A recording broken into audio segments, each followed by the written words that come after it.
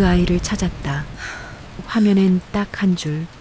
낡은 중고서점 계산대 위에서 꺼져 있던 폴더폰이 혼자 진동했죠. 저는 그 문장을 읽고도 믿지 못했습니다. 왜냐하면 그 폴더폰은 20년 전에 끊긴 번호였거든요. 그런데 그날 새벽 제 가게 앞 골목으로 검은 차량들이 줄지어 들어왔습니다. 도대체 어떤 일이 있었던 걸까요? 이야기 시작 전 구독과 좋아요를 눌러주시면 더 좋은 사연을 만드는데 큰 도움이 됩니다.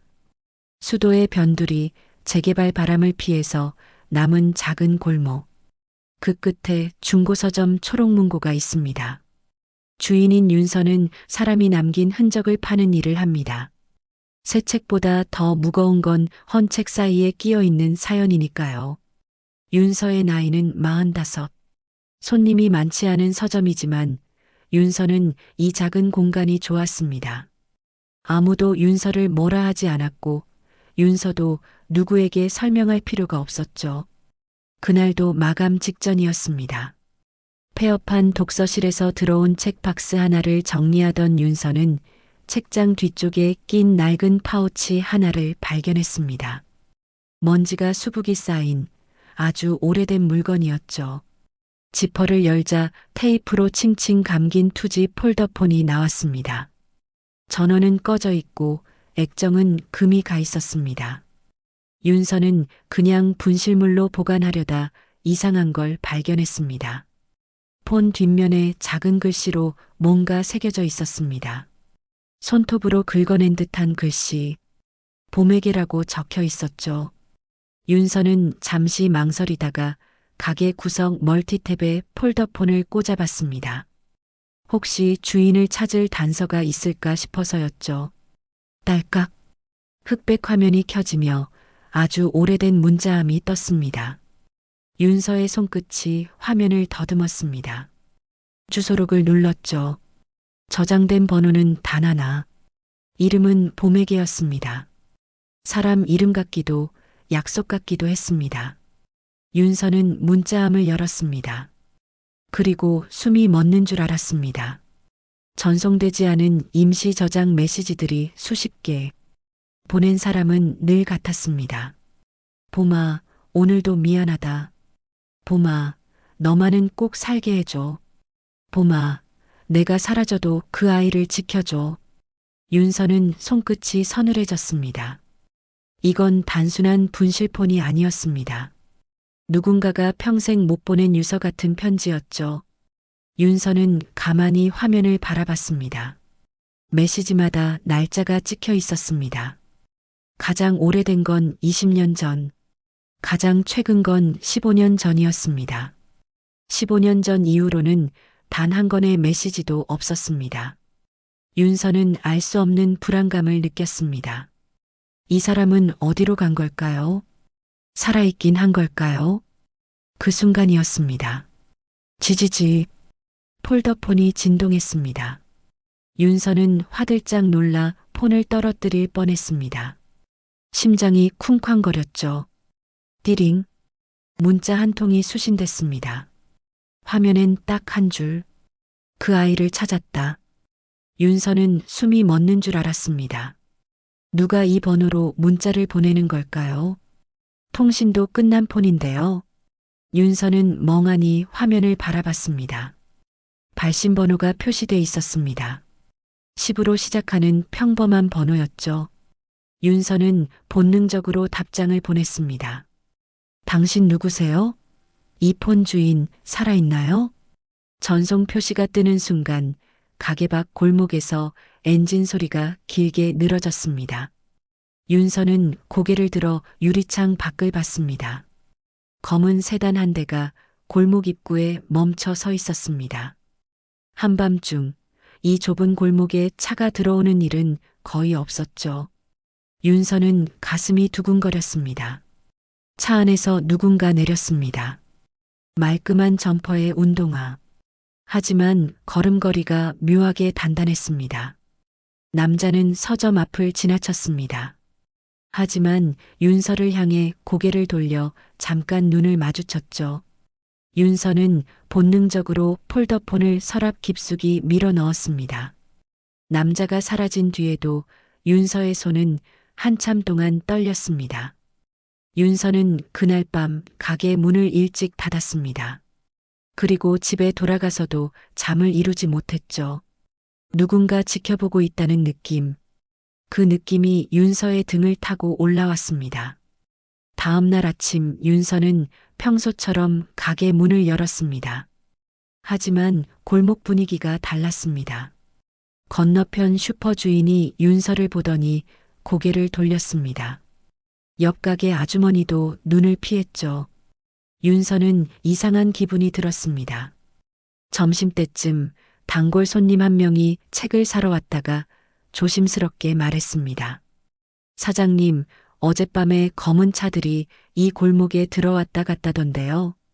윤서는 가슴이 철렁했습니다. 차들이요? 한 대가 아니라요? 네, 여러 대였대요. 새벽에 골목을 왔다 갔다 했다던데. 사람들이 좀 수군거려요. 혹시 사장님 가게에 무슨 일 있는 거 아니냐고. 손님이 나간 뒤 윤서는 계산대에 앉아 한참을 생각했습니다. 폴더폰, 문자, 검은 차, 이 모든 게 우연일 리 없었습니다. 윤서는 서랍을 열어 폴더폰을 꺼냈습니다. 다시 전원을 켰죠. 그리고 임시 저장 메시지 중 하나가 눈에 들어왔습니다. 봄에게 내가 무너지면 그 아이를 지켜줄 사람은 너뿐이야. 서점 초록문고를 찾아가. 거기 사장님은 믿어도 된다. 윤서는 손이 떨렸습니다. 가게 이름이 적혀 있었습니다. 20년 전 메시지에 지금의 내 가게가요. 윤서는 머릿속이 복잡해졌습니다. 우연일까요? 아니면 누군가 윤서를 알고 있었던 걸까요? 그때 가게 문이 열렸습니다. 낯선 남자 둘이 들어왔습니다. 어제 본 그 남자와 똑같은 차림이었죠. 말끔한 점퍼, 똑같은 운동화. 하지만 눈빛은 너무 차갑했습니다. 윤서는 본능적으로 경계했습니다. 어서 오세요. 무슨 책 찾으세요? 남자 하나가 카운터 앞에 섰습니다. 말없이 윤서를 내려다봤죠. 사장님, 어젯밤에 폴더폰 하나 켜셨죠? 윤서는 숨이 막혔습니다. 어떻게 알았을까요? 분실물이에요. 주인 찾으려고요. 남자가 손을 내밀었습니다. 그거 넘기세요. 골치 아파집니다. 윤서는 본능적으로 뒤로 물러났습니다. 왜요? 그 폰에 뭐가 있는데요? 다른 남자가 낮게 말했습니다. 묻지 마세요. 살고 싶으면. 윤서는 온몸에 소름이 돋았습니다. 하지만 동시에 화가 났습니다. 여긴 제 가게예요. 나가세요. 남자들은 잠시 윤서를 바라보더니 천천히 돌아섰습니다. 하지만 문 앞에서 한 명이 다시 돌아봤죠. 생각할 시간 드릴게요. 내일까지. 남자들이 나간 뒤 윤서는 주저앉았습니다. 다리에 힘이 풀렸죠. 윤서는 깨달았습니다. 이건 단순한 잃어버린 물건이 아니라 누군가가 목숨 걸고 숨긴 증거일 수 있다는 거요. 윤서는 폴더폰을 다시 꺼냈습니다. 그리고 봄에게로 문자를 보냈습니다. 당신이 누구든 그 아이가 누구든 저는 숨지 않겠습니다. 대신 진실을 알려주세요. 전송 버튼을 누르는 윤서의 손가락이 떨렸습니다. 윤서는 알고 있었습니다. 이 문자를 보내는 순간 윤서의 일상은 끝난다는 거요. 하지만 윤서는 보냈습니다. 왜냐하면 윤서도 알고 있었으니까요. 어떤 진실은 외면하면 평생 따라다닌다는 거요. 그날 밤 윤서는 가게에 불을 끄지 않았습니다. 그냥 계산대에 앉아 폴더폰을 바라봤죠. 답장이 올까요? 아니면 다시 검은 차가 올까요? 윤서는 알 수 없었습니다. 하지만 한 가지는 확실했습니다. 윤서는 이제 뒤로 물러설 수 없다는 것. 윤서는 원래 출판사 편집자였습니다. 대형 출판사는 아니었지만 나름 꾸준히 책을 만드는 곳이었죠. 윤서는 그 일이 좋았습니다. 사람의 이야기를 다듬고 세상에 내보내는 일이요. 하지만 5년 전 큰 사건이 있었습니다. 윤서가 만든 책 한 권이 작가의 표절 논란에 휘말렸습니다. 소설이었죠. 신인 작가의 데뷔작. 윤서는 그 원고가 너무 좋아서 밤을 새워가며 편집했습니다. 하지만 출간 한 달 만에 표절 의혹이 터졌습니다. 해외 소설과 구조가 똑같다는 제보가 들어왔죠. 회사는 난리가 났습니다. 윤서는 작가에게 물었습니다. 정말 표절인가요? 작가는 울면서 부인했습니다. 하지만 증거는 명확했습니다. 결국 책은 회수됐습니다. 작가는 사라졌습니다. 그리고 윤서는 회사에서 조용히 밀려났죠. 편집자가 제대로 검수를 했어야죠. 그 말이 윤서를 따라다녔습니다. 윤서는 억울했습니다. 하지만 싸울 힘이 없었습니다. 아니, 싸우고 싶지 않았습니다. 윤서는 조용히 사표를 냈습니다. 그리고 1년을 집에서 보냈습니다. 아무것도 하지 않았죠. 책도 읽지 않았습니다. 사람도 만나지 않았습니다. 그러다 어느 날 윤서는 동네 중고 서점에 갔습니다. 책을 사러 간 게 아니었습니다. 그냥 걷다가 들어간 거였죠. 그 서점은 아주 작았습니다. 주인은 할아버지였습니다. 손님은 윤서 혼자였죠. 윤서는 책장 사이를 걸었습니다. 먼지 냄새가 났습니다. 하지만 싫지 않았습니다. 할아버지가 말했습니다. 책은 안 사도 괜찮아요. 그냥 앉아 있어도 돼요. 윤서는 그날 2시간을 그 서점에 있었습니다. 아무것도 하지 않았습니다. 그냥 앉아 있었죠. 그런데 이상했습니다. 마음이 조금 편해졌습니다. 윤서는 그 뒤로 자주 그 서점에 갔습니다. 할아버지는 윤서에게 아무것도 묻지 않았습니다. 그냥 차를 한 잔 내주곤 했죠. 어느 날 할아버지가 말했습니다. 이 서점 곧 문 닫아요. 재개발 들어와서요. 윤서는 가슴이 철렁했습니다. 그럼 할아버지는 어디 가세요? 고향으로 내려가야죠. 뭐? 할아버지는 담담하게 말했습니다. 하지만 눈빛은 슬펐죠. 윤서는 그날 밤 잠을 이루지 못했습니다. 그리고 다음 날 할아버지를 찾아가 말했습니다. 제가 이 서점 이어받아도 될까요? 할아버지는 놀란 눈으로 윤서를 봤습니다. 돈도 안 되는데요. 괜찮아요. 저는 그냥 이 공간이 필요해요. 할아버지는 한참 윤서를 바라보다가 고개를 끄덕였습니다. 그럼 조건이 하나 있어요. 뭔데요? 이 서점 이름 그대로 써요. 초록문고. 윤서는 웃었습니다. 네. 그렇게 할게요. 그렇게 윤서는 중고서점 주인이 됐습니다. 처음엔 손님이 거의 없었습니다. 하루에 1~2명 오면 다행이었죠. 하지만 윤서는 개의치 않았습니다. 윤서는 책을 정리하고 먼지를 닦고 가끔 손님과 이야기를 나눴습니다. 그러다 윤서는 알게 됐습니다. 중고서점에 오는 사람들은 책만 사러 오는 게 아니라는 걸요. 어떤 사람은 옛날 교과서를 보러 왔습니다. 어떤 사람은 그냥 앉아 있다 갔습니다. 어떤 사람은 윤서에게 자기 이야기를 털어놓았습니다. 윤서는 깨달았습니다. 이곳은 책을 파는 곳이 아니라 사람의 흔적을 나누는 곳이라는 거요. 윤서는 가게 앞에 작은 종이컵 라면을 놓기 시작했습니다. 배고픈 사람은 가져가세요. 처음엔 아무도 가져가지 않았습니다. 사람들은 이상하게 봤죠. 하지만 윤서는 계속 라면을 놓았습니다. 그러다 어느 날 밤 한 학생이 라면을 가져갔습니다. 수험생이었습니다. 새벽에 공부하다가 배가 고팠던 거죠.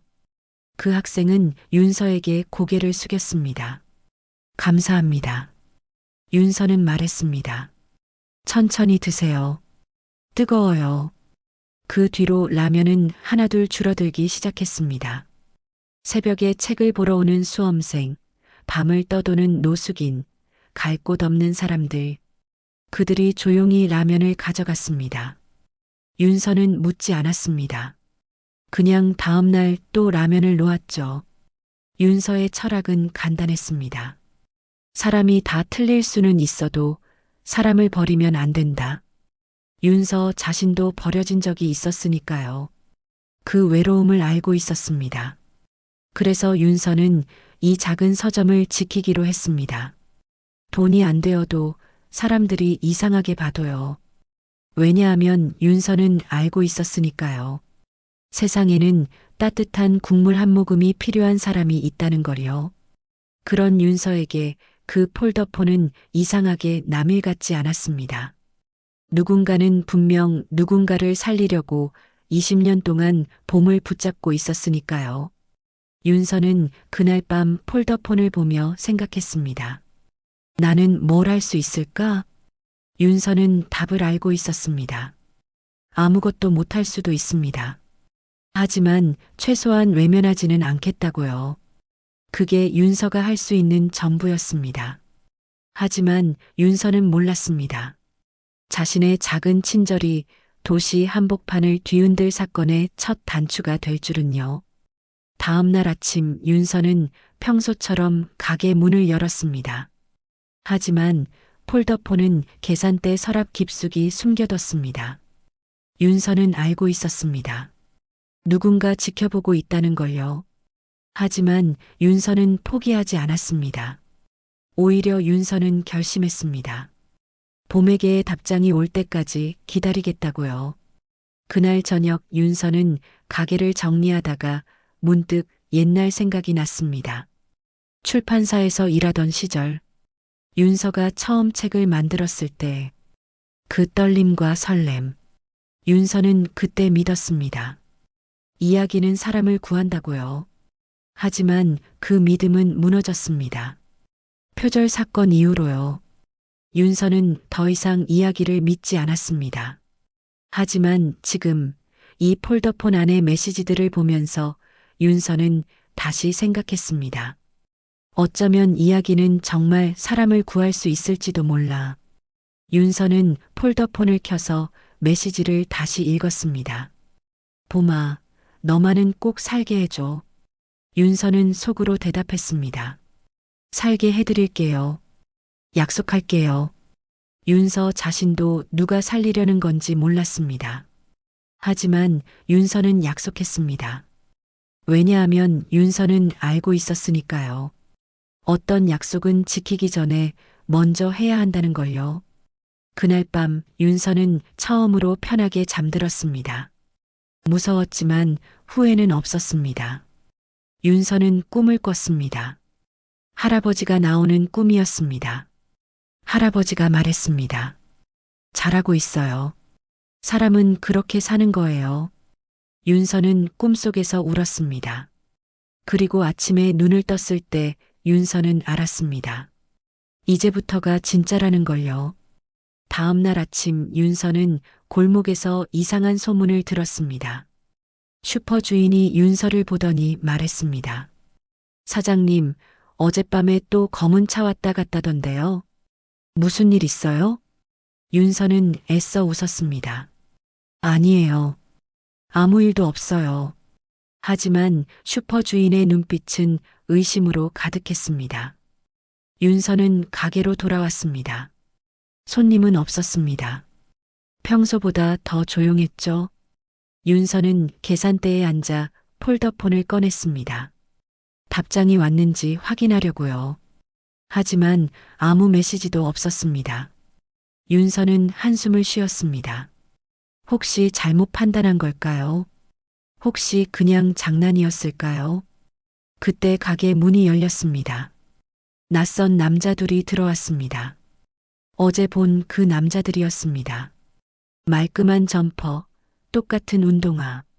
윤서는 본능적으로 일어섰습니다. 무슨 일이세요? 남자 하나가 카운터 앞에 섰습니다.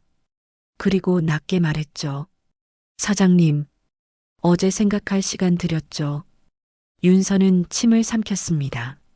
생각했어요. 안 드릴 거예요. 남자의 눈빛이 차갑게 변했습니다. 왜요?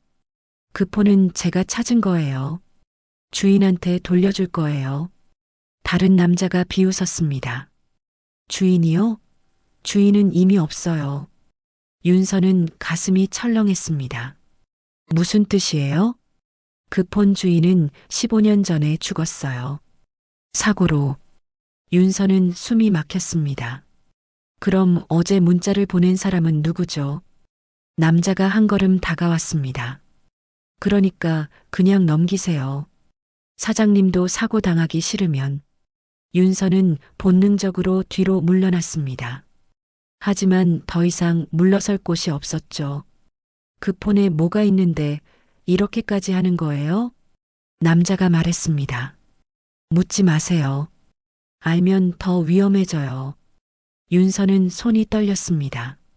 하지만 동시에 화가 났습니다. 여긴 제 가게예요. 나가세요. 남자들은 잠시 서로를 쳐다봤습니다. 그리고 천천히 돌아섰죠.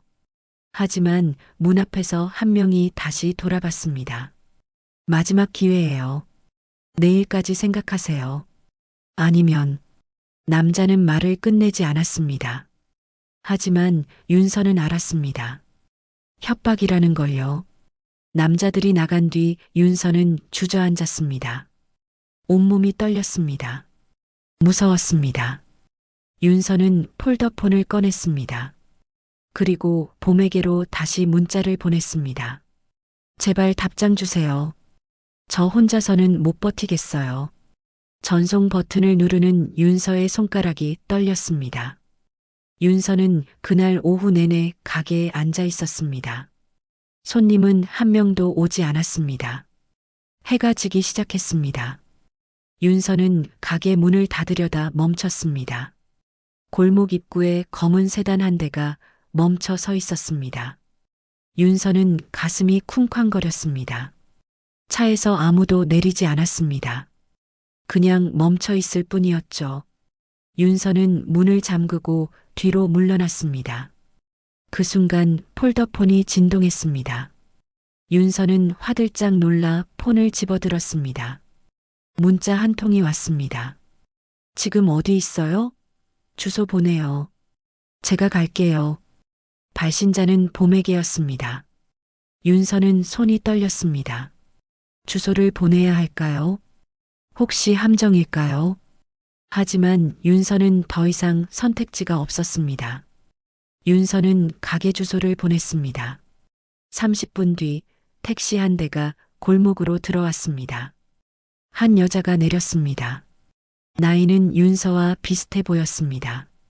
머리는 짧게 자르고 옷은 평범했죠. 여자는 가게 앞에 섰습니다.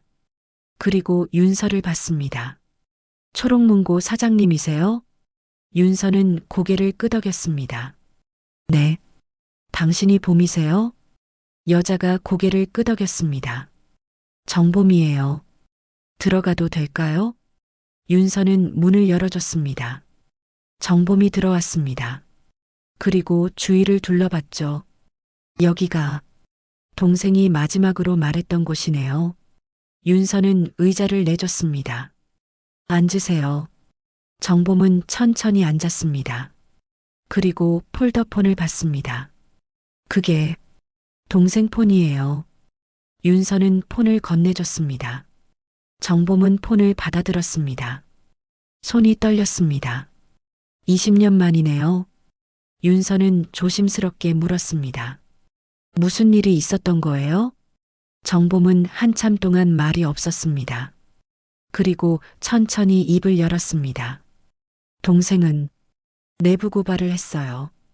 윤서는 숨을 죽였습니다. 20년 전 동생은 건설회사에서 일했어요. 현장 감독이었죠. 그런데 어느 날 동생이 이상한 걸 발견했어요. 정봄은 잠시 말을 멈췄습니다. 안전 점검 서류가 조작돼 있었어요. 건물에 심각한 결함이 있는데 그냥 넘어간 거예요. 윤서는 가슴이 철렁했습니다. 동생은 회사에 보고했어요. 하지만 회사는 묵살했죠. 오히려 동생을 해고했어요. 정봉의 목소리가 떨렸습니다. 그래서 동생은 언론에 제보했어요. 증거 자료를 들고요. 윤서는 숨을 삼켰습니다. 그런데 정범의 눈에 눈물이 고였습니다. 그 건물이 무너졌어요. 사람들이 죽었어요. 윤서는 손으로 입을 막았습니다.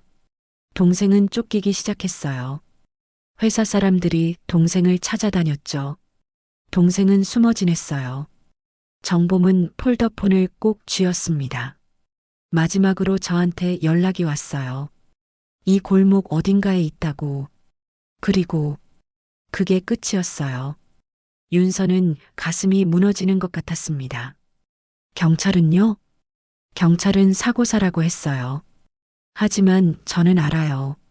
사고가 아니었다는 걸. 윤서는 정범의 손을 잡았습니다. 그럼 그 아이는요? 문자에 나온 그 아이는 누구예요? 정범은 고개를 들었습니다. 동생이 지키려던 아이예요. 그 건물 붕괴 사고로 부모를 잃은 아이죠. 윤서는 숨이 막혔습니다. 동생은 그 아이를 데려왔어요. 시설에서 데려온 거예요. 그리고 숨어서 키웠죠. 정범의 목소리가 떨렸습니다.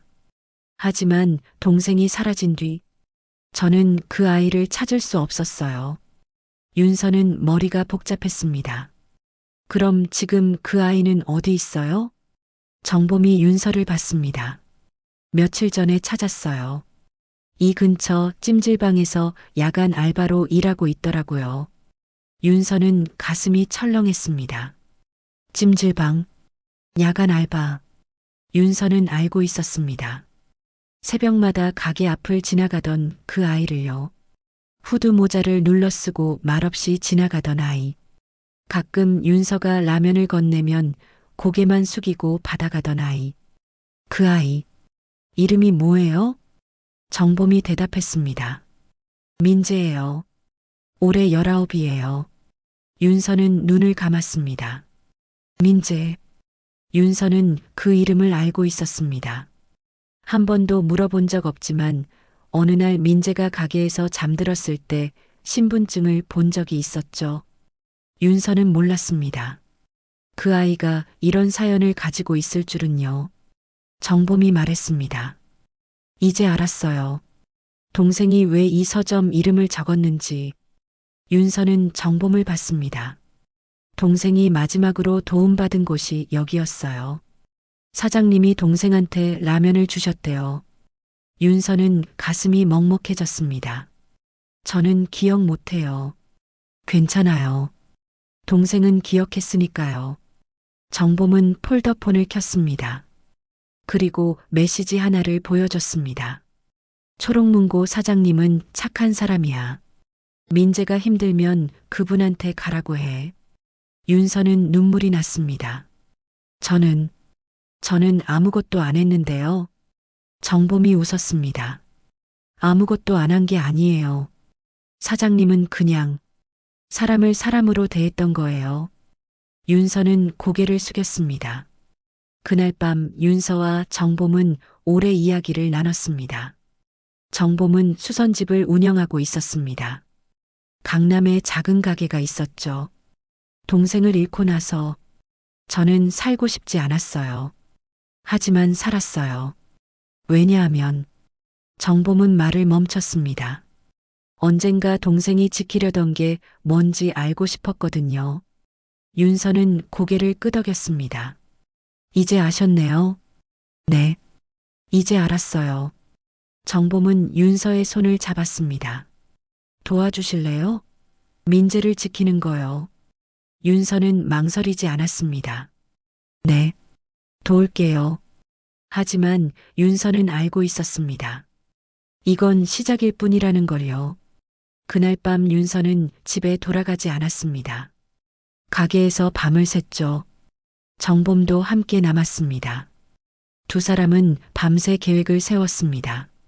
어떻게 민재를 지킬 것인지, 어떻게 증거를 찾을 것인지, 하지만 윤서는 불안했습니다. 왜냐하면 윤서는 알고 있었으니까요. 상대는 강하고 윤서는 약하다는 걸요. 하지만 윤서는 포기하지 않았습니다. 왜냐하면 윤서는 이제 알고 있었으니까요. 누가 지켜야 하는지를요. 다음 날 아침 윤서는 민재를 만나러 갔습니다. 정범이 알려준 찜질방이었습니다. 역 근처 낡은 건물 지하에 있었죠. 윤서는 찜질방 카운터에서 물었습니다. 민재라는 친구 일하나요? 카운터 아주머니가 고개를 끄덕였습니다. 아, 그애 지금 청소 중일 거예요. 안으로 들어가 보세요. 윤서는 입장료를 내고 안으로 들어갔습니다. 찜질방 안은 한산했습니다. 새벽 시간이라 손님이 거의 없었죠. 윤서는 복도를 걸었습니다. 그리고 한쪽 구석에서 민재를 봤습니다. 민재는 바닥을 닦고 있었습니다. 후드티를 입고 고개를 숙인 채로요. 윤서는 조심스럽게 다가갔습니다. 민재야. 민재가 고개를 들었습니다. 그리고 윤서를 봤죠. 사장님? 민재는 놀란 눈으로 윤서를 봤습니다. 왜 여기 와요? 윤서는 민재 옆에 앉았습니다. 너 얘기 좀 하자. 민재는 경계하는 눈빛이었습니다.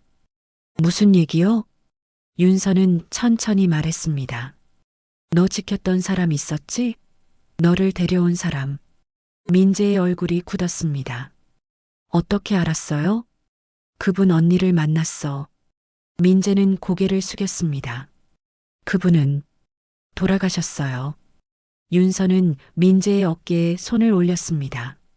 알아. 하지만 그분이 남긴 거 있어. 민재가 윤서를 봤습니다. 뭔데요? 너야. 너를 지키라는 부탁. 민재는 눈물을 참았습니다.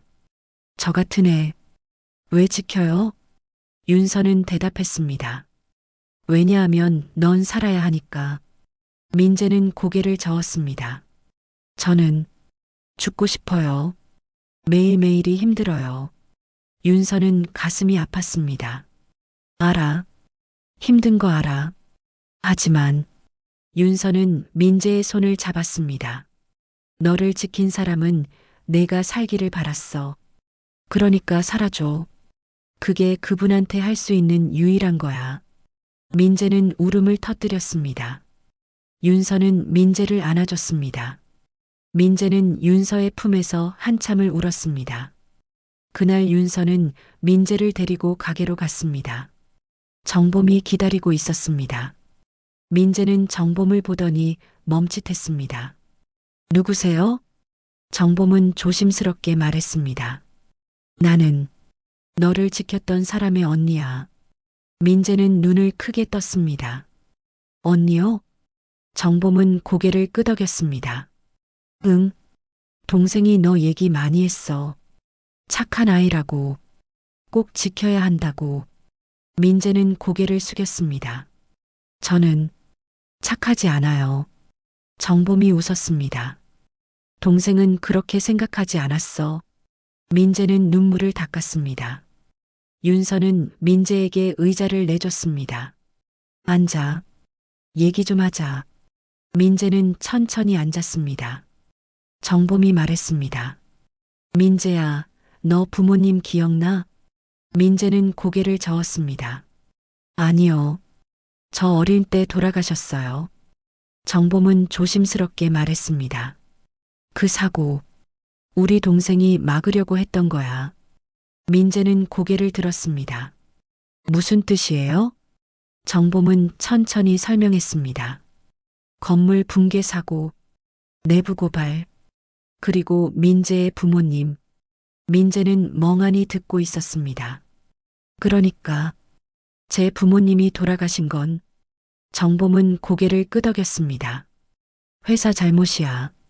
동생이 막으려고 했지만 늦었어. 민재는 주먹을 꽉 쥐었습니다. 그래서 그분이 저를 데려온 거예요? 응. 동생은 내가 시설에서 힘들게 사는 걸 보고 데려온 거야. 민재는 눈물을 흘렸습니다. 저는 몰랐어요. 그분이 그렇게까지 해주신 줄. 윤서가 말했습니다. 그분은 너를 지키다가 돌아가신 거야. 그러니까 윤서는 민재의 손을 잡았습니다.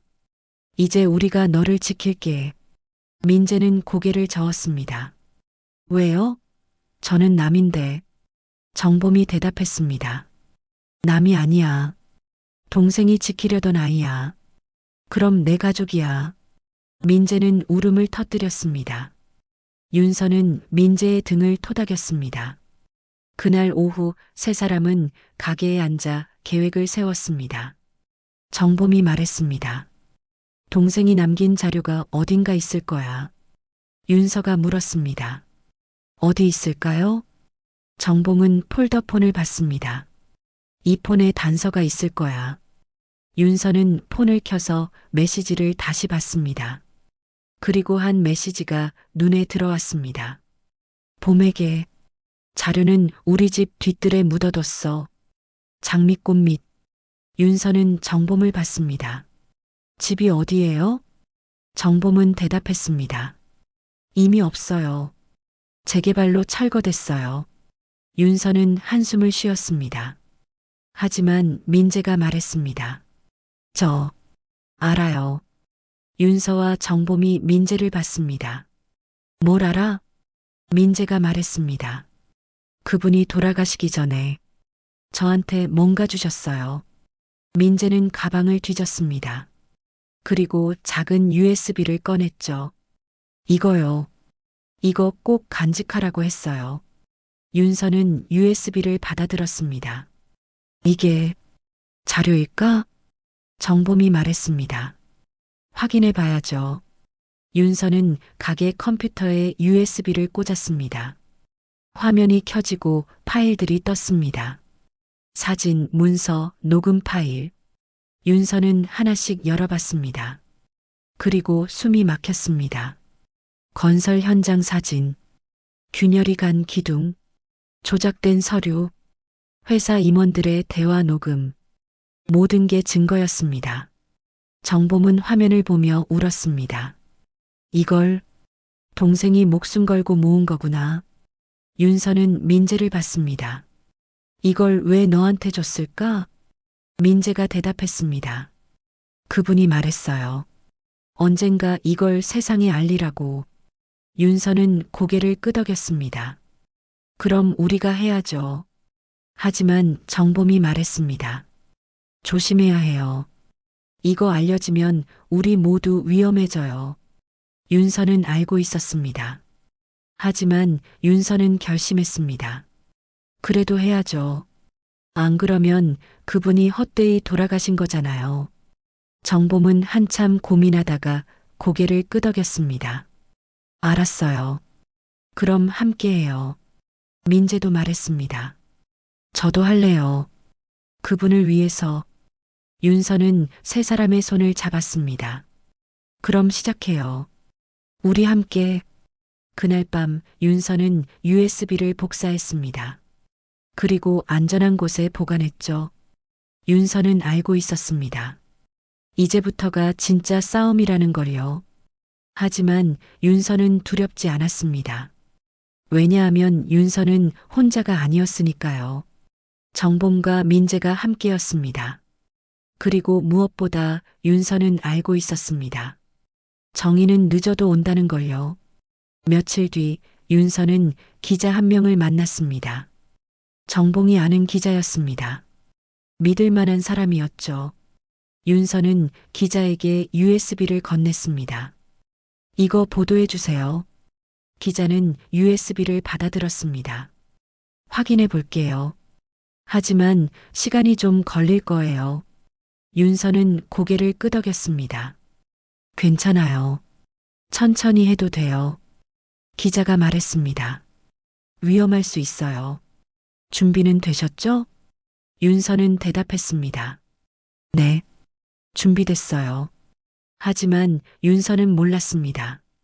진짜 위험은 지금부터 시작이라는 걸요. 그날 밤 윤서는 가게로 돌아왔습니다. 그리고 유리창이 깨진 걸 봤습니다. 윤서는 가슴이 철렁했습니다. 가게 안은 엉망이었습니다. 책장이 넘어져 있고 책들이 바닥에 널려 있었죠. 윤서는 무릎을 꿇고 책을 주었습니다. 그리고 울었습니다. 왜냐하면 윤서는 알고 있었으니까요. 이건 시작일 뿐이라는 걸요. 하지만 윤서는 포기하지 않았습니다. 왜냐하면 윤서는 약속했으니까요. 민재를 지키겠다고, 진실을 밝히겠다고. 윤서는 눈물을 닦고 일어섰습니다. 그리고 책을 하나씩 다시 꽂기 시작했습니다. 천천히 조심스럽게. 윤서는 알고 있었습니다. 작은 진심은 무너지지 않는다는 걸요. 그날 밤 정범과 민재가 가게로 달려왔습니다. 사장님, 괜찮으세요? 윤서는 웃었습니다. 괜찮아요. 책만 좀 엉망이 됐어요. 정범과 민재는 윤서를 도와 책을 정리했습니다. 세 사람은 밤새 가게를 정리했습니다. 그리고 아침이 왔습니다. 윤서는 가게 문을 열었습니다. 평소처럼. 왜냐하면 윤서는 알고 있었으니까요. 일상을 지키는 게 가장 큰 저항이라는 걸요. 며칠이 지났습니다. 가게는 다시 정리됐지만 윤서의 마음은 정리되지 않았습니다. 밤마다 악몽을 꿨습니다. 검은 차가 골목으로 들어오고 유리창이 깨지는 꿈이었죠. 윤서는 잠을 제대로 자지 못했습니다. 어느 날 아침 윤서는 거울을 봤습니다. 눈 밑에 다크서클이 짙었습니다. 윤서는 한숨을 쉬었습니다. 내가 이럴 만한 사람인가? 윤서는 자신이 없었습니다. 그날 오후 정범이 가게로 왔습니다. 사장님, 괜찮으세요? 윤서는 웃으려 했지만 웃어지지 않았습니다. 괜찮아요. 하지만 정범은 알았습니다. 윤서가 힘들어한다는 걸요. 무서우시죠? 윤서는 고개를 끄덕였습니다. 네, 무서워요. 정범은 윤서 옆에 앉았습니다. 저도 무서워요. 근데 정범은 잠시 말을 멈췄습니다. 더 무서운 건 우리가 또 모른 척하고 사는 거예요. 윤서는 정범을 봤습니다. 모른 척하면 누군가는 또 죽어요. 동생처럼, 민재 부모님처럼. 윤서는 가슴이 먹먹했습니다. 정범이 계속 말했습니다. 저는요, 동생 잃고 나서 후회했어요. 왜 그때 도와주지 않았을까? 왜 믿어주지 않았을까? 정봉의 목소리가 떨렸습니다. 동생이 내부 고발하겠다고 했을 때 저는 말렸어요. 위험하다고. 그냥 조용히 살라고. 윤서는 정범의 손을 잡았습니다. 그건 당연한 거예요. 언니니까 걱정한 거잖아요. 정범은 고개를 저었습니다. 아니에요. 저는 걱정한 게 아니었어요. 저는 그냥 귀찮았던 거예요. 윤서는 숨을 죽였습니다. 동생이 문제 일으키면 제 삶도 힘들어질까봐. 그게 무서웠던 거예요. 정범은 눈물을 흘렸습니다. 그래서 동생을 혼자 두고 왔어요. 동생이 제일 힘들 때 윤서는 정범을 안아줬습니다. 정범은 윤서의 품에서 한참을 울었습니다. 저는요, 용서받을 자격이 없어요. 동생한테. 윤서는 정봉의 등을 토닥였습니다. 용서는 나중에 생각해도 돼요. 지금은 그냥 살면 되잖아요. 정범은 고개를 들었습니다. 어떻게 살아요? 이렇게 죄책감 안고요? 윤서는 대답했습니다. 죄책감 안고 살면 돼요. 그게 동생한테 할 수 있는 거예요. 정범은 눈물을 닦았습니다. 그날 저녁 민재가 가게로 왔습니다. 평소보다 늦은 시간이었습니다. 민재는 숨을 헐떡이고 있었습니다. 사장님, 누가 저 따라와요. 윤서는 화들짝 놀랐습니다. 누가? 모르겠어요. 찜질방 나올 때부터 계속 뒤에 있었어요. 윤서는 재빨리 가게 문을 잠갔습니다. 정봉이 민재를 안쪽으로 데려갔습니다. 괜찮아. 여기는 안전해. 하지만 민재는 떨고 있었습니다. 윤서는 창문 밖을 봤습니다. 골목 입구에 남자 하나가 서 있었습니다. 담배를 피우고 있었죠. 윤서는 가슴이 두근거렸습니다. 정봉이 물었습니다. 경찰 불러야 하지 않아요? 윤서는 고개를 저었습니다. 증거가 없어요. 그냥 골목에 서 있는 것 뿐이잖아요. 민재가 말했습니다. 저 때문이에요. 제가 그냥 사라지면. 윤서는 민재를 봤습니다. 무슨 소리야? 넌 아무 잘못 없어. 민재는 고개를 저었습니다. 아니에요. 저 때문에 사장님이랑 봄 언니가 힘들어 하잖아요. 윤서는 민재의 어깨를 잡았습니다. 민재야, 잘 들어. 이건 내 잘못이 아니야. 민재는 눈물을 흘렸습니다. 그럼 누구 잘못이에요?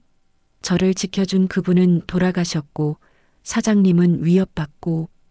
윤서는 민재를 안았습니다. 잘못은 나쁜 사람들이 한 거야. 너는 그냥 살아남은 거야. 민재는 윤서의 품에서 울었습니다. 정봉도 민재의 등을 토닥였습니다. 세 사람은 한참 동안 그렇게 있었습니다. 밤이 깊어졌습니다. 윤서는 민재와 정봉을 가게 안쪽에 재웠습니다. 윤서는 계산대에 앉아 밤을 샜습니다. 창문 밖 남자는 아직도 서 있었습니다. 윤서는 핸드폰을 꺼내 기자에게 전화했습니다. 기사 언제 나와요? 기자가 대답했습니다. 자료 검증 중이에요. 조금만 더 기다려주세요. 윤서는 한숨을 쉬었습니다. 빨리 좀 해주세요. 우리 위험해요. 기자는 미안하다고 했습니다. 최대한 빨리 할게요. 조금만 버티세요. 전화를 끊은 윤서는 창밖을 봤습니다. 남자는 여전히 서 있었습니다. 윤서는 폴더폰을 꺼냈습니다. 그리고 메시지를 다시 읽었습니다. 봄에게 내가 무너지면 그 아이를 지켜줄 사람은 너뿐이야. 윤서는 속으로 대답했습니다. 저는 무너지지 않을게요. 약속할게요. 다음 날 아침 남자는 사라져 있었습니다. 하지만 윤서는 안심할 수 없었습니다. 정봉과 민재는 가게에서 나가지 않았습니다. 윤서는 밖에 나가 장을 봐왔습니다. 슈퍼에서 라면과 김밥을 샀습니다. 슈퍼 주인이 윤서에게 조심스럽게 말했습니다. 사장님, 요즘 좀 이상하지 않아요? 윤서는 고개를 끄덕였습니다. 네, 좀 그래요. 슈퍼 주인이 말했습니다. 무슨 일 있으면 말해요. 우리가 도와줄게요. 윤서는 고마웠습니다. 고맙습니다. 괜찮아요. 하지만 윤서는 알고 있었습니다. 이웃들을 끌어들이면 안 된다는 걸요. 윤서는 가게로 돌아왔습니다. 민재는 책을 읽고 있었습니다. 정봉은 가게 청소를 하고 있었습니다. 윤서는 라면을 끓였습니다. 세 사람은 함께 라면을 먹었습니다. 말없이. 하지만 이상하게 마음이 편했습니다. 민재가 말했습니다. 사장님. 윤서는 민재를 봤습니다. 응? 저 학교 다시 다닐 수 있을까요? 윤서는 웃었습니다. 당연하지. 넌 공부 잘하잖아. 민재는 고개를 저었습니다. 아니에요. 저 중학교도 제대로 못 나왔어요. 윤서는 민재의 손을 잡았습니다. 그럼 검정고시 보면 되지. 우리가 도와줄게. 민재는 눈물을 흘렸습니다. 정말요? 윤서는 고개를 끄덕였습니다. 정말이야. 우리 함께 공부하자. 정봉도 말했습니다. 나도 도와줄게. 수학은 내가 잘해. 민재는 웃었습니다. 그날 처음으로 윤서는 민재의 웃는 얼굴을 봤습니다. 저녁이 됐습니다.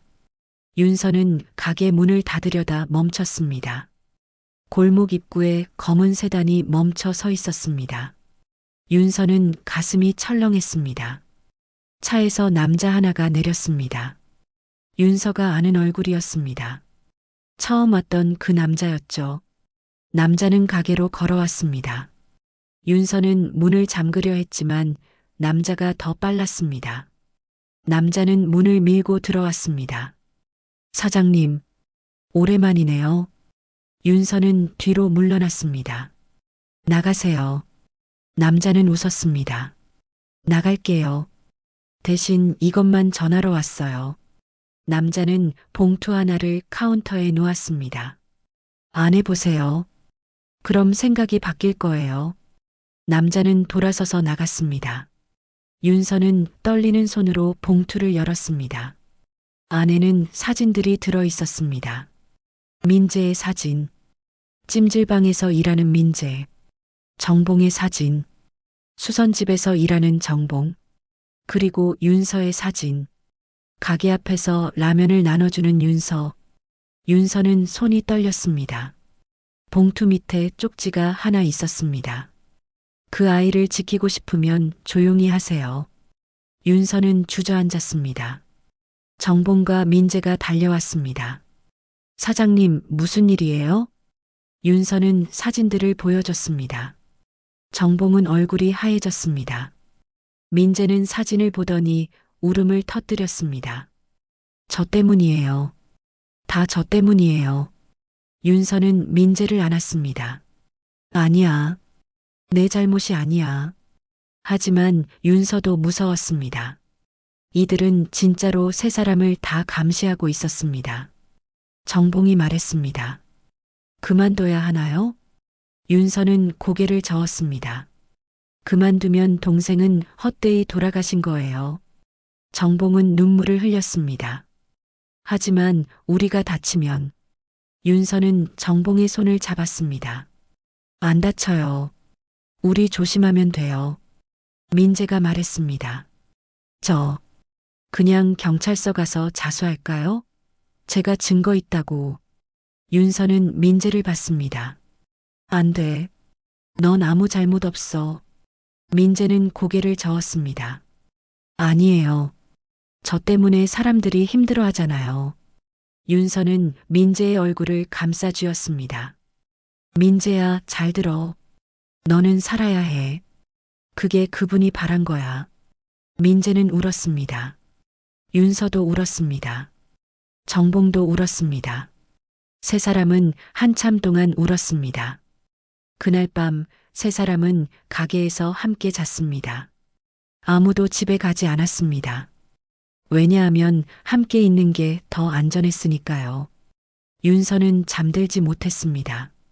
창밖을 계속 봤습니다. 혹시 또 차가 올까봐. 혹시 또 누가 올까봐. 새벽이 됐습니다. 윤서는 일어나 밖을 봤습니다. 골목은 조용했습니다. 하지만 윤서는 알고 있었습니다. 이 조용함은 폭풍 전야라는 걸요. 윤서는 핸드폰을 꺼냈습니다. 그리고 기자에게 문자를 보냈습니다. 빨리 해주세요. 우리 더 이상 못 버틸 것 같아요. 전송 버튼을 누르는 윤서의 손이 떨렸습니다. 윤서는 창밖을 봤습니다. 해가 떠오르고 있었습니다. 새로운 하루가 시작됐습니다. 하지만 윤서는 알 수 없었습니다. 이 하루를 무사히 넘길 수 있을지. 윤서는 깊게 숨을 들이쉬었습니다. 그리고 다짐했습니다. 버틸 거야. 꼭 버틸 거야. 왜냐하면 윤서는 알고 있었으니까요. 포기하는 순간 모든 게 끝난다는 걸요. 윤서는 정봉과 민재를 봤습니다. 두 사람은 아직 자고 있었습니다. 윤서는 담요를 덮어줬습니다. 그리고 속으로 약속했습니다. 지킬게요. 꼭 지킬게요. 그날 아침 윤서는 평소처럼 가게 문을 열었습니다. 손님은 없었습니다. 하지만 윤서는 개의치 않았습니다. 윤서는 책을 정리하고 먼지를 닦고 라면을 준비했습니다. 평소처럼. 왜냐하면 윤서는 알고 있었으니까요. 일상을 지키는 게 가장 큰 저항이라는 걸요. 며칠이 지났습니다. 기자에게서 연락이 왔습니다. 자료 검증 끝났어요. 다음 주에 기사 나갑니다. 윤서는 안도의 한숨을 쉬었습니다. 정말요? 드디어요? 기자가 대답했습니다. 네. 하지만 조심하세요. 기사 나가기 전이 제일 위험해요. 윤서는 알고 있었습니다. 조심할게요. 고맙습니다. 전화를 끊은 윤서는 정봉과 민재에게 말했습니다. 기사 나온대요. 다음 주에. 정봉은 안도했습니다. 드디어네요. 민재도 웃었습니다. 그럼 이제 괜찮아지는 거예요? 윤서는 고개를 끄덕였습니다. 응, 이제 곧 끝나. 하지만 윤서는 몰랐습니다. 진짜 위기는 지금부터라는 걸요. 그날 오후 낯선 남자 하나가 가게로 왔습니다. 윤서가 본 적 없는 얼굴이었습니다. 남자는 말끔한 양복을 입고 있었습니다. 사장님이세요? 윤서는 고개를 끄덕였습니다. 네. 무슨 일이세요? 남자는 명함을 내밀었습니다. 건설회사 이름이 적혀 있었습니다. 윤서는 가슴이 철렁했습니다. 뭐? 하러 오셨어요? 남자는 웃었습니다. 사장님이 가지고 계신 거 넘겨주시면 좋겠어서요. 윤서는 뒤로 물러났습니다. 무슨 소리세요? 남자는 계속 웃었습니다. 모르시는 척하지 마세요. USB 말이에요. 윤서는 숨이 막혔습니다. 어떻게 알았을까요? 남자가 말했습니다. 그거 넘기시면 돈 드릴게요. 얼마 원하세요? 윤서는 고개를 저었습니다. 안 팔아요. 남자의 얼굴이 굳었습니다. 생각 잘하세요. 이게 마지막 제안이에요. 윤서는 대답했습니다. 필요 없어요. 나가세요. 남자는 잠시 윤서를 바라보다가 돌아섰습니다.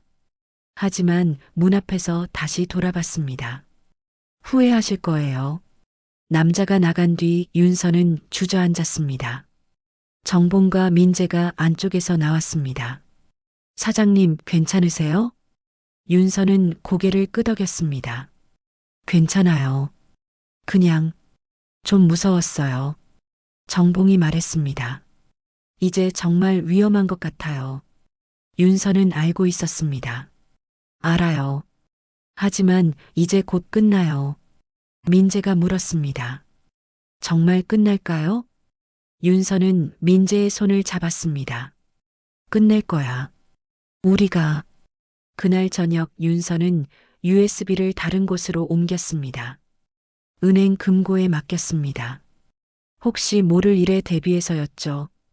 집에 돌아가는 길 윤서는 뒤를 계속 돌아봤습니다. 누가 따라오는 것 같았습니다. 윤서는 빨리 걸었습니다. 집에 도착해서도 한참 동안 문을 열지 못했습니다. 혹시 안에 누가 있을까봐. 윤서는 용기를 내서 문을 열었습니다. 집 안은 텅 비어 있었습니다. 윤서는 안도의 한숨을 쉬었습니다. 하지만 그날 밤 윤서는 잠들지 못했습니다. 계속 이상한 소리가 들렸습니다. 문 여는 소리, 발소리, 숨소리. 윤서는 이불을 뒤집어 쓰고 떨었습니다. 새벽이 됐습니다. 윤서는 겨우 눈을 붙였습니다. 하지만 곧 핸드폰이 울렸습니다. 민재였습니다. 사장님, 큰일 났어요. 윤서는 벌떡 일어났습니다. 무슨 일이야? 민재의 목소리가 떨렸습니다. 찜질방에서 저 못 받아준대요. 누가 압력 넣었나 봐요.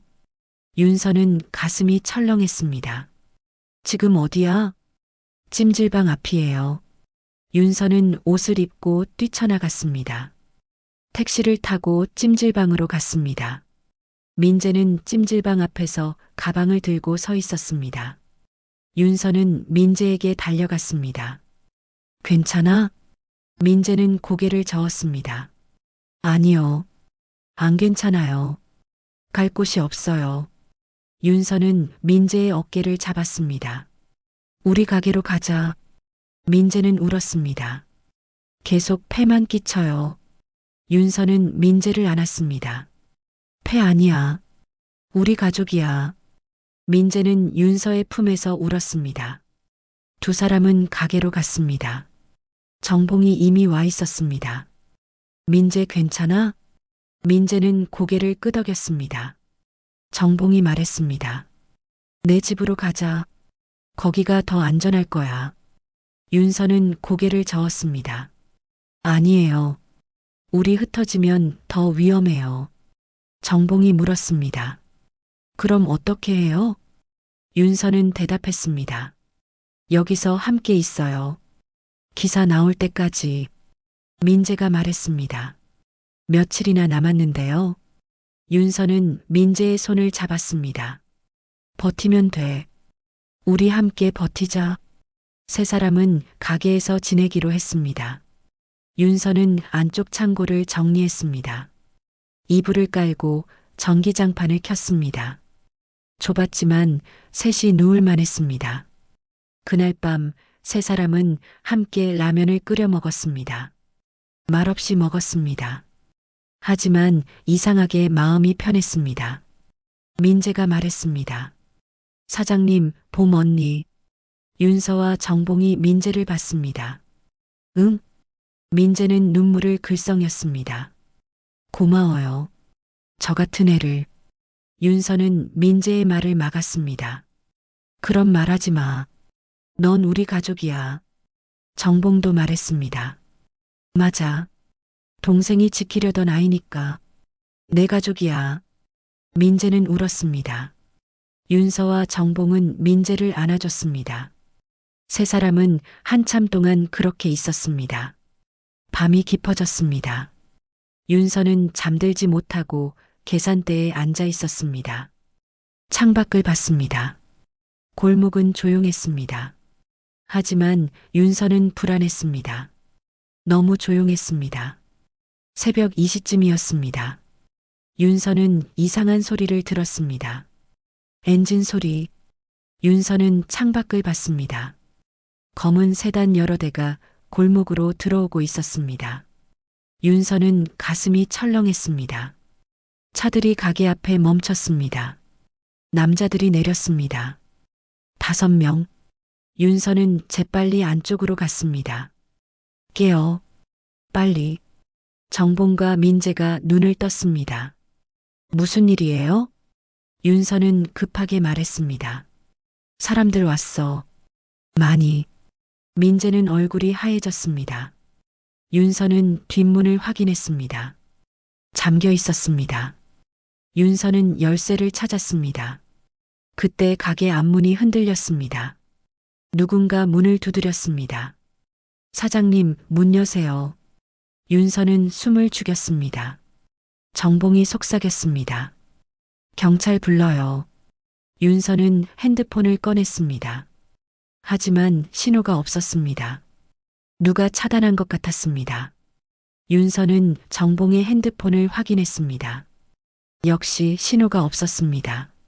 민재가 떨리는 목소리로 말했습니다. 이제 어떻게 해요? 윤서는 뒷문 열쇠를 찾았습니다. 이거로 나가자. 세 사람은 뒷문으로 갔습니다. 윤서가 열쇠를 끼웠습니다. 하지만 문이 열리지 않았습니다. 누가 밖에서 막아놓은 것 같았습니다. 윤서는 식은땀이 났습니다. 안 열려. 정봉이 창문을 확인했습니다. 창문도 다 잠겨 있어요. 민재는 울음을 터뜨렸습니다. 이제 끝이에요. 우리 죽는 거예요. 윤서는 민재를 안았습니다. 아니야. 안 죽어. 절대 안 죽어. 그때 앞문이 크게 흔들렸습니다. 누군가 문을 부수려는 것 같았습니다. 윤서는 급하게 생각했습니다. 뭘 해야 할까? 어떻게 해야 할까? 그때 윤서는 생각났습니다. 비상벨. 가게 안에 비상벨이 있었습니다. 윤서는 달려가서 비상벨을 눌렀습니다. 삐용삐용. 요란한 소리가 골목에 울려 퍼졌습니다. 윤서는 계속 눌렀습니다. 불이 켜졌습니다. 이웃집들에서 불이 켜지기 시작했습니다. 창문이 열렸습니다. 사람들이 밖을 봤습니다. 무슨 일이야? 저기 차들 뭐야? 윤서는 소리쳤습니다. 도와주세요. 경찰 불러주세요. 이웃들이 움직이기 시작했습니다. 누군가 경찰에 전화했습니다. 차 안에 있던 남자들이 당황했습니다. 한 남자가 차에 올라탔습니다. 철수한다. 차들이 빠르게 골목을 빠져나갔습니다. 윤서는 주저앉았습니다. 온몸이 떨렸습니다. 정봉과 민재도 주저앉았습니다. 세 사람은 한참 동안 말이 없었습니다. 10분 뒤 경찰이 도착했습니다. 윤서는 경찰에게 상황을 설명했습니다. 경찰은 조서를 받았습니다. CCTV 있나요? 윤서는 고개를 저었습니다. 없어요. 골목이 사각지대예요. 경찰은 한숨을 쉬었습니다. 증거가 없으면 힘들어요. 윤서는 말했습니다. 하지만 사람들이 봤어요. 이웃들이 다 봤다고요. 경찰은 이웃들에게 물었습니다. 하지만 이웃들은 차 번호를 기억하지 못했습니다. 어두워서 얼굴도 보지 못했습니다. 경찰은 미안하다고 했습니다. 순찰 강화할게요. 조심하세요. 경찰이 간 뒤 윤서는 무너졌습니다. 이제 어떻게 해요? 경찰도 못 믿겠어요. 정봉이 말했습니다. 기사만 나오면 돼요. 그럼 증거가 나오잖아요. 윤서는 고개를 끄덕였습니다. 맞아요. 조금만 더 버티면 돼요. 민재가 물었습니다. 며칠 남았어요? 윤서는 대답했습니다. 사흘. 세 사람은 서로를 봤습니다. 사흘. 버틸 수 있을까요? 윤서는 알 수 없었습니다. 하지만 버틸 수밖에 없었습니다. 그날 밤 세 사람은 한숨도 자지 못했습니다. 창밖을 계속 봤습니다. 혹시 또 올까봐. 새벽이 됐습니다. 해가 떠올랐습니다. 윤서는 창밖을 봤습니다. 골목은 평온했습니다. 하지만 윤서는 알고 있었습니다. 이 평온은 오래가지 않을 거라는 걸요. 윤서는 깊게 숨을 들이쉬었습니다. 그리고 다짐했습니다. 버틸 거야. 꼭 버틸 거야. 왜냐하면 윤서는 알고 있었으니까요. 사흘만 버티면 모든 게 끝난다는 걸요. 윤서는 정봉과 민재를 봤습니다. 우리 할 수 있어요. 조금만 더 버티면 돼요. 정봉과 민재는 고개를 끄덕였습니다. 세 사람은 손을 맞잡았습니다. 그리고 함께 버티기로 했습니다. 사흘. 그 사흘이 영원처럼 느껴졌습니다. 하지만 세 사람은 포기하지 않았습니다. 왜냐하면 세 사람은 알고 있었으니까요. 포기하는 순간 모든 게 끝난다는 걸요. 사흘이 지나가고 있었습니다. 첫째 날 윤서는 가게 문을 열지 않았습니다. 세 사람은 안에만 있었습니다. 밖에 나가는 건 위험했습니다. 이웃집 슈퍼 주인이 김밥을 갖다 줬습니다. 힘내세요. 우리가 지켜볼게요. 윤서는 고마웠습니다. 감사합니다. 슈퍼 주인이 말했습니다. 이 동네 사람들 다 알아요. 사장님이 좋은 사람이라는 거. 그러니까 걱정 마세요. 윤서는 눈물이 났습니다. 혼자가 아니었습니다.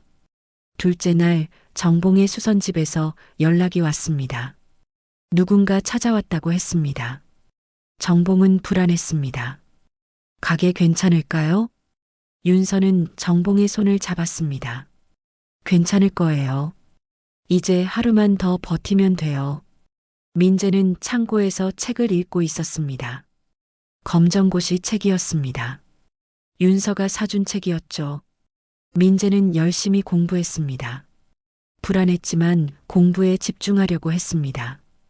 윤서는 민재를 보며 생각했습니다. 이 아이는 살아야 해. 꼭 살아야 해. 셋째 날 아침이 왔습니다. 오늘이었습니다. 기사가 나오는 날. 윤서는 핸드폰을 계속 확인했습니다. 아직 아무 연락도 없었습니다. 오전 10시가 됐습니다. 기자에게서 전화가 왔습니다. 사장님, 기사 올라갔어요. 윤서는 가슴이 두근거렸습니다. 정말요? 네. 지금 확인해 보세요. 윤서는 컴퓨터를 켰습니다. 포털 사이트 메인에 기사가 떠 있었습니다. 20년 전 건설 비리, 내부 고발자 죽음의 진실. 윤서는 기사를 읽었습니다. 모든 게 적혀 있었습니다. 건설사 비리, 안전 점검 조작, 건물 붕괴, 내부 고발자의 죽음, 그리고 USB 속 증거들. 윤서는 눈물을 흘렸습니다. 드디어 밝혀졌어요.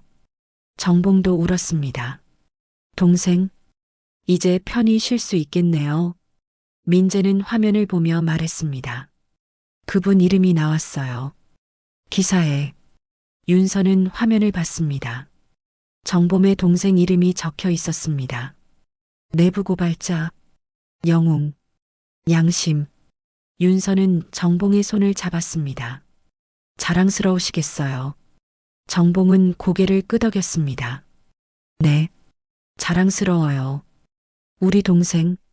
기사는 빠르게 퍼져나갔습니다. 댓글이 달렸습니다. 수백, 수천 개. 사람들은 분노했습니다. 건설사를 향해, 비리를 저지른 사람들을 향해, 그리고 내부 고발자를 기렸습니다. 오후가 됐습니다. 검찰에서 연락이 왔습니다. 자료 제출해 주실 수 있나요? 윤서는 대답했습니다. 네, 지금 바로 가겠습니다. 윤서는 은행에서 USB를 찾아왔습니다. 그리고 검찰청으로 갔습니다. 정봉과 민재도 함께 갔습니다. 검사가 말했습니다. 용기 내주셔서 감사합니다. 윤서는 대답했습니다. 당연한 일을 한 거예요. 검사가 물었습니다. 위협은 없으셨나요? 윤서는 고개를 끄덕였습니다. 많았어요. 하지만 버텼어요. 검사는 윤서의 손을 잡았습니다. 정말 대단하십니다. 조사는 몇 시간 걸렸습니다. 윤서와 정봉과 민재는 모두 진술했습니다. 해가 지고 있었습니다. 세 사람은 검찰청을 나왔습니다. 밖은 시원했습니다. 윤서는 깊게 숨을 들이쉬었습니다. 끝났어요. 드디어 끝났어요. 정봉도 웃었습니다. 네, 이제 끝이에요. 민재가 말했습니다. 이제 뭐예요? 윤서는 민재를 봤습니다. 이제 우리 일상으로 돌아가는 거지. 민재는 고개를 갸우뚱했습니다. 일상이요? 윤서는 고개를 끄덕였습니다. 응. 가게 열고 책 팔고 너는 공부하고. 민재는 웃었습니다. 그것도 일상이에요? 윤서는 민재의 머리를 쓰다듬었습니다. 당연하지. 그게 일상이야. 세 사람은 가게로 돌아왔습니다. 골목은 평온했습니다. 윤서는 가게 문을 열었습니다. 며칠 만에 여는 문이었습니다. 안은 먼지가 쌓여 있었습니다. 윤서는 청소를 시작했습니다. 정봉과 민재도 도왔습니다. 세 사람은 말없이 청소했습니다. 하지만 이상하게 마음이 가벼웠습니다. 저녁이 됐습니다. 윤서는 라면을 끓였습니다. 세 사람은 함께 라면을 먹었습니다. 민재가 말했습니다. 사장님. 윤서는 민재를 봤습니다. 응? 민재는 잠시 망설이다가 말했습니다. 저 사장님 밑에서 일하고 싶어요. 윤서는 놀랐습니다. 여기서? 민재는 고개를 끄덕였습니다. 네. 여기서 일하면서 공부하고 싶어요. 윤서는 웃었습니다. 좋아. 그럼 내일부터 출근해. 민재는 환하게 웃었습니다. 정봉도 말했습니다. 나도 가끔 도우러 올게요. 윤서는 정봉의 손을 잡았습니다.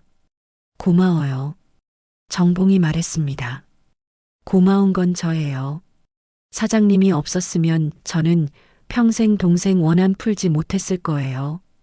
윤서는 고개를 저었습니다. 아니에요.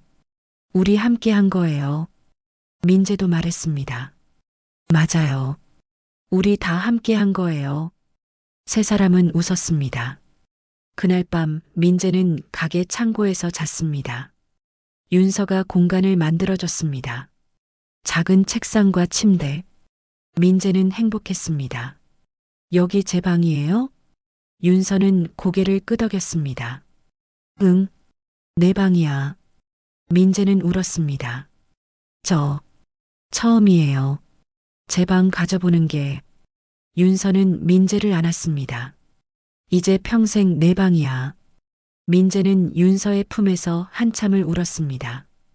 윤서도 울었습니다. 며칠 뒤 건설사 임원들이 구속됐습니다. 뉴스에 나왔습니다. 윤서는 뉴스를 보며 생각했습니다. 정의는 늦어도 온다. 정봉은 수선집을 정리하고 가끔 가게에 왔습니다. 민재를 보살피기 위해서였습니다. 민재는 검정고시 준비를 시작했습니다. 윤서와 정봉이 번갈아가며 가르쳤습니다. 민재는 열심히 공부했습니다. 밤늦게까지 책상 앞에 앉아 있었습니다. 윤서는 민재에게 따뜻한 우유를 갖다 줬습니다. 너무 무리하지 마. 민재는 웃었습니다. 괜찮아요. 전 행복해요. 윤서는 민재의 머리를 쓰다듬었습니다. 그래. 행복하면 됐어. 한 달이 지났습니다. 가게는 예전보다 손님이 많아졌습니다. 뉴스를 보고 찾아온 사람들이었습니다. 어떤 사람은 책을 사러 왔습니다. 어떤 사람은 그냥 인사하러 왔습니다. 용기 내주셔서 감사합니다. 윤서는 당황했습니다. 저는 그냥 당연한 일을 한 거예요. 하지만 사람들은 윤서를 영웅처럼 대했습니다. 윤서는 불편했습니다. 영웅이 아니었습니다. 그냥 평범한 사람이었죠. 어느 날 저녁 윤서는 정봉에게 말했습니다. 사람들이 저를 너무 대단하게 봐요. 정봉이 웃었습니다. 대단한 거 맞아요. 윤서는 고개를 저었습니다. 아니에요. 저는 그냥 무서웠어요. 도망치고 싶었어요. 정봉이 말했습니다. 그래도 안 도망쳤잖아요. 그게 대단한 거예요. 윤서는 창밖을 봤습니다. 골목은 평온했습니다. 윤서는 생각했습니다. 나는 변한 걸까? 아니었습니다. 윤서는 여전히 평범한 사람이었습니다.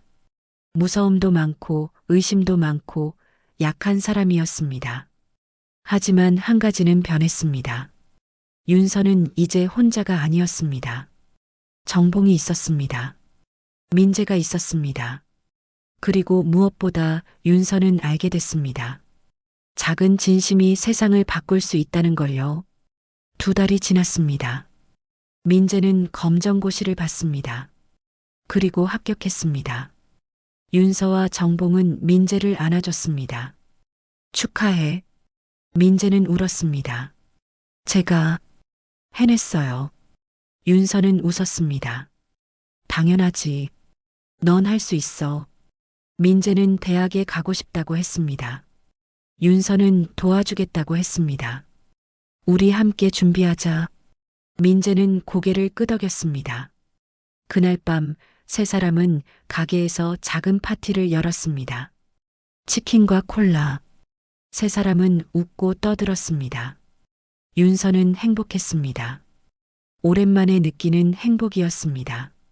정봉이 말했습니다. 동생이 봤으면 좋겠어요. 민재가 이렇게 잘 크는 거. 윤서는 고개를 끄덕였습니다. 보고 계실 거예요. 분명히. 민재가 말했습니다. 그분한테 보고 싶어요. 제가 이렇게 잘 살고 있다고. 정봉은 민재의 손을 잡았습니다. 알고 계실 거야. 분명히. 세 사람은 한참 동안 말없이 앉아 있었습니다. 그리고 윤서는 생각했습니다. 우리는 살아남았다. 위협도, 두려움도, 절망도 이겨냈습니다. 그리고 이제 새로운 일상을 시작했습니다. 윤서는 알고 있었습니다. 앞으로도 힘든 일이 있을 거라는 걸요. 하지만 윤서는 두렵지 않았습니다. 왜냐하면 윤서는 혼자가 아니었으니까요. 그날 밤 윤서는 폴더폰을 꺼냈습니다. 마지막 메시지를 다시 읽었습니다. 봄에게 그 아이가 살아있으면 세상은 아직 괜찮다. 윤서는 속으로 대답했습니다. 그 아이는 살아있어요. 잘 살고 있어요. 그러니까 세상은 괜찮아요. 윤서는 폴더폰을 서랍에 넣었습니다. 조심스럽게 그리고 창밖을 봤습니다. 별이 떠 있었습니다. 윤서는 별을 보며 생각했습니다. 우리는 해냈어요. 그리고 윤서는 알았습니다. 이제 진짜 일상이 시작된다는 걸요. 평범하지만 소중한 일상이요. 3개월이 지났습니다. 재판이 시작됐습니다. 윤서와 정봉과 민재는 증인으로 출석했습니다. 법정은 조용했습니다. 피고인들이 앉아 있었습니다. 건설사 임원들이었습니다. 윤서는 그들을 봤습니다. 차가운 눈빛이었습니다. 하지만 윤서는 두렵지 않았습니다. 검사가 물었습니다. 증인은 어떻게 이 사건을 알게 됐습니까? 윤서는 천천히 대답했습니다. 중고서점을 하는데 폴더폰 하나를 발견했습니다. 윤서는 그날의 일을 차근차근 설명했습니다. 폴더폰, 메시지, 위협, 그리고 진실. 법정은 조용히 듣고 있었습니다. 정봉도 증언했습니다. 제 동생은 정의로운 사람이었습니다. 잘못된 걸 보면 참지 못했죠. 정봉의 목소리는 떨렸습니다. 동생은 죽었지만 동생이 지키려던 진실은 살아있습니다. 민재도 증언했습니다. 그분은 저를 구해줬습니다. 저는 시설에서 힘들게 살고 있었는데 그분이 데려가셨어요. 민재는 눈물을 흘렸습니다. 그분은 제 생명의 은인입니다. 재판은 몇 달 걸렸습니다. 윤서는 매번 출석했습니다. 힘들었지만 포기하지 않았습니다. 마침내 판결이 났습니다. 유죄. 임원들은 모두 실형을 선고받았습니다. 윤서는 법정을 나오며 눈물을 흘렸습니다. 드디어 끝났어요. 정봉도 울었습니다. 동생, 이제 편히 쉬어. 민재는 하늘을 봤습니다. 그분 보고 계실까요? 윤서는 민재의 어깨에 손을 올렸습니다. 보고 계실 거야. 분명히. 그날 저녁 3사람은 작은 식당에 갔습니다. 축하 자리였습니다. 정봉이 말했습니다. 오늘은 제가 쏠게요. 윤서는 웃었습니다. 고마워요. 3사람은 고기를 구워 먹었습니다. 오랜만에 마음 편하게 먹는 식사였습니다. 민재가 말했습니다. 저 다음 달에 대학 입학해요. 윤서는 놀랐습니다. 정말? 합격했어? 민재는 환하게 웃었습니다. 네, 장학금도 받았어요. 정봉이 민재를 안아줬습니다. 축하해. 정말 잘했어. 윤서도 민재를 안았습니다. 자랑스럽다. 정말. 민재는 울었습니다. 다 사장님이랑 봄 언니 덕분이에요. 윤서는 고개를 저었습니다. 아니야. 내가 노력한 거야. 민재는 눈물을 닦았습니다. 저 앞으로 더 열심히 살게요. 그분이 지켜준 목숨이니까. 윤서는 민재의 손을 잡았습니다. 그래. 열심히 살자. 우리 모두. 식사를 마치고 3사람은 가게로 돌아왔습니다. 골목은 평온했습니다. 가게 앞에는 작은 화분이 놓여 있었습니다. 이웃들이 갖다 놓은 것이었습니다. 윤서는 화분을 보며 미소 지었습니다. 가게 안으로 들어갔습니다. 민재는 자기 방으로 갔습니다. 정봉은 의자에 앉았습니다. 피곤하네요. 윤서는 차를 끓였습니다. 차 드세요. 정봉은 차를 받아 마셨습니다. 감사합니다. 모든 게 윤서는 고개를 저었습니다. 감사할 건 없어요. 우리 가족인데. 정봉이 웃었습니다. 그러네요. 우리 가족이네요.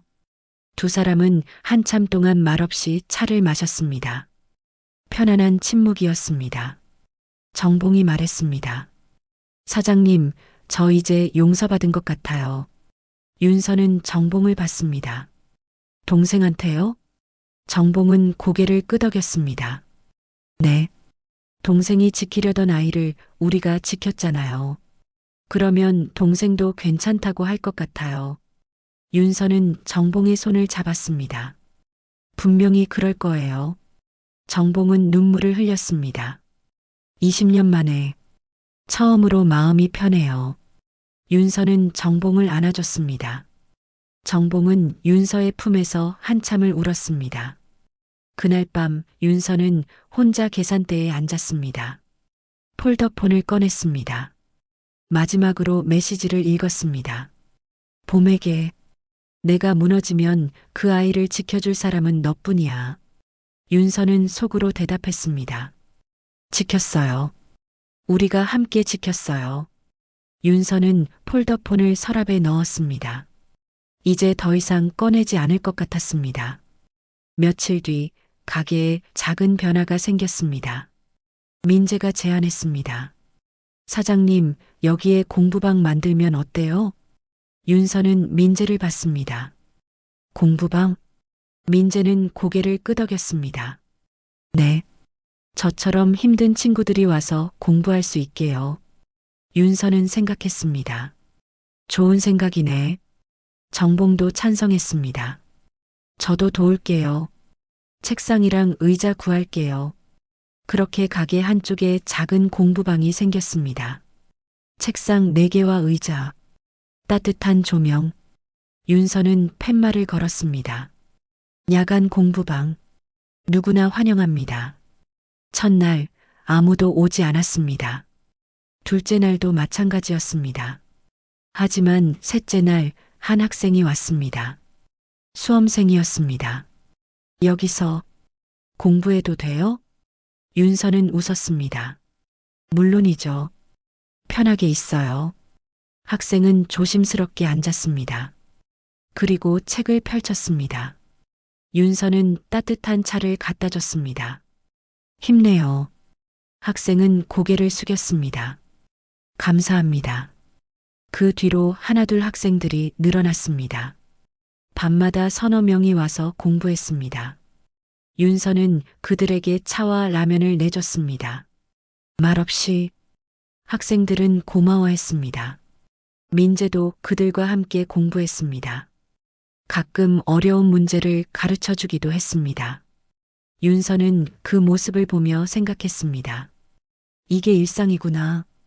평범하지만 소중한 일상. 한 달이 지났습니다. 정봉의 수선집도 다시 문을 열었습니다. 정봉은 가끔 가게에 왔습니다. 민재를 보러, 윤서를 보러.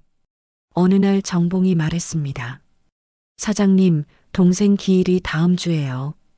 윤서는 고개를 끄덕였습니다. 함께 가요. 그날 세 사람은 함께 묘지에 갔습니다. 작은 묘비 앞에 꽃을 놓았습니다. 정봉이 말했습니다. 동생, 우리가 해냈어. 내가 지키려던 아이, 우리가 잘 지켰어. 민재도 말했습니다. 그분, 저 잘 살고 있어요. 대학도 갈 거예요. 그러니까 걱정 마세요. 윤서는 말했습니다. 감사합니다. 우리에게 민재를 맡겨주셔서 우리가 잘 키울게요. 세 사람은 한참 동안 묘비 앞에 서 있었습니다. 바람이 불었습니다. 따뜻한 바람이었습니다. 정봉이 웃었습니다. 동생이 괜찮다고 하는 것 같아요. 윤서도 웃었습니다. 그런 것 같아요. 묘지를 나오는 길 민재가 말했습니다. 저 이제 그분한테 떳떳해요.